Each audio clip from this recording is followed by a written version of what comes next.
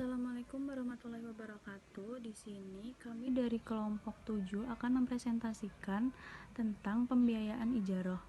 Kami beranggotakan yang pertama ada Bagas Wahyu, yang kedua ada Edi Ningsih, yang ketiga Norma Prastwi Putri, yang keempat ada Risa Eka Wijayanti, dan yang kelima ada Fitri Wulandari. Langsung saja, yang pertama adalah definisi ijarah. Ijarah adalah suatu akad pemindahan hak guna atau manfaat suatu barang atau jasa dalam waktu tertentu dengan adanya pembayaran upah atau ujroh tanpa diikuti dengan kepemindahan kepemilikan atas barang itu sendiri. Objek ijarah adalah manfaat penggunaan aset berwujud atau aset tidak berwujud. Bagi bank syariah, transaksi ini memiliki beberapa keunggulan jika dibandingkan dengan akad yang lainnya. Di antara lain, 1. Dibandingkan dengan akad murabahah, akad ijarah lebih fleksibel dalam hal objek transaksi. 2. Dibandingkan dengan investasi, akad ijarah mengandung risiko usaha yang lebih rendah, yaitu adanya pendapatan sewa yang relatif tetap. Rukun ijarah. 1. Adanya akid, yaitu orang yang berakad, biasanya terdiri dari muajir sebagai pengupah atau menyewakan dan mustajir sebagai penyewa. 2. Ijab qabul. Di sini adanya ijab qabul antara kedua belah pihak yang sedang melakukan akad.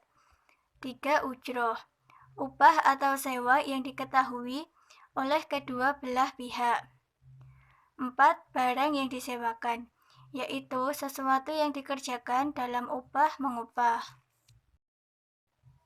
Syarat ijarah. 1. Kedua orang yang melakukan akad harus balik dan berakal sehat. 2. Menyatakan kerelaannya untuk melakukan akad ijarah. 3. Manfaat yang menjadi objek ijarah harus diketahui secara sempurna. 4. Objek ijarah boleh diserahkan dan dipergunakan secara langsung dan tidak adanya cacat. 5. Manfaat dari objek yang diijarahkan harus sesuai dan dibolehkan agama. Maka tidak boleh ijarah terhadap maksiat, seperti mempekerjakan seseorang untuk mengajarkan ilmu sihir atau mengupah orang untuk membunuh orang lain.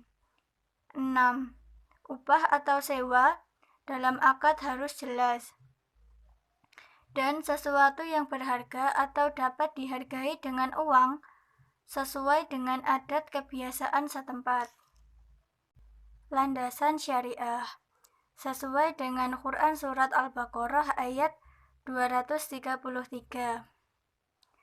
A'udzu billahi minasyaitonir rajim. Bismillahirrahmanirrahim. Wa in aradtum an tastardiu auladakum fala junaha alaikum idza sallamtum ma ataitum bil ma'ruf. Wattaqullaha wa'lamu annallaha bima ta'maluna basir.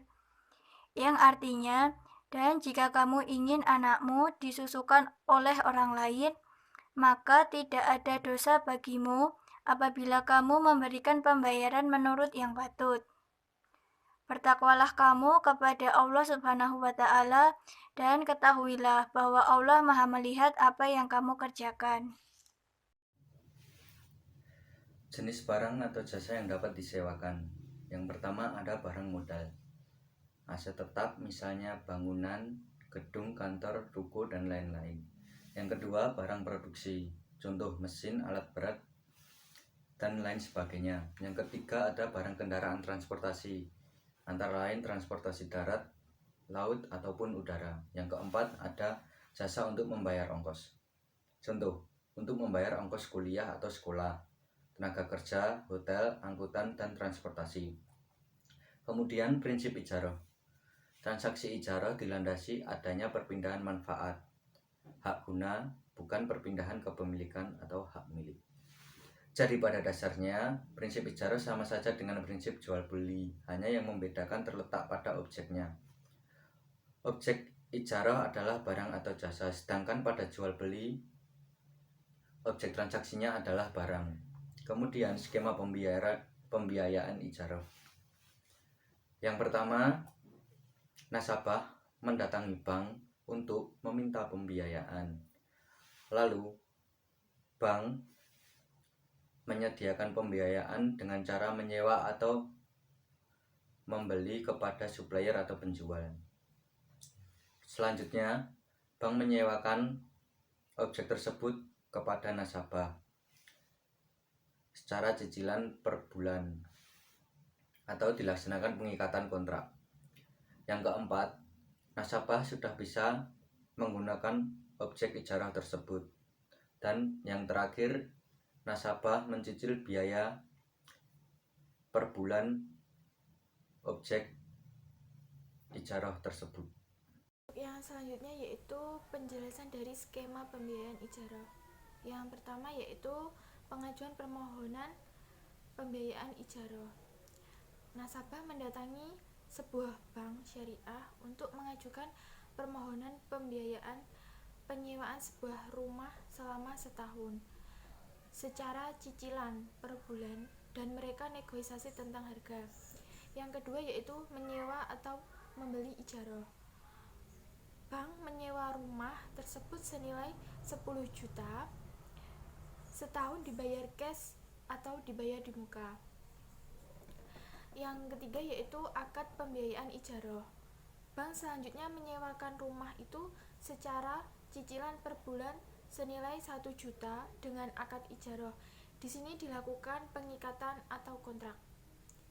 Yang keempat yaitu ijarah.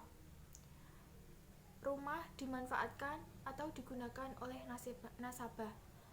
Kemudian nasabah mencicil biaya sewa setiap bulan kepada bank.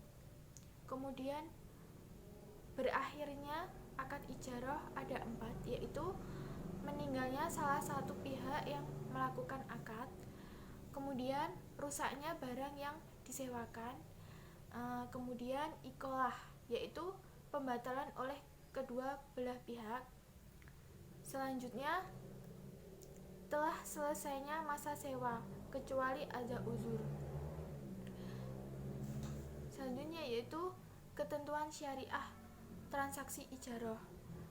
Ketentuan syariah transaksi ijarah diatur dalam Fatwa DSN nomor 9 tahun 2000. Adapun ketentuan syariah transaksi ijarah untuk penggunaan jasa diatur dalam Fatwa DSN nomor 44 tahun 2004. Untuk yang selanjutnya, dasar pengaturan.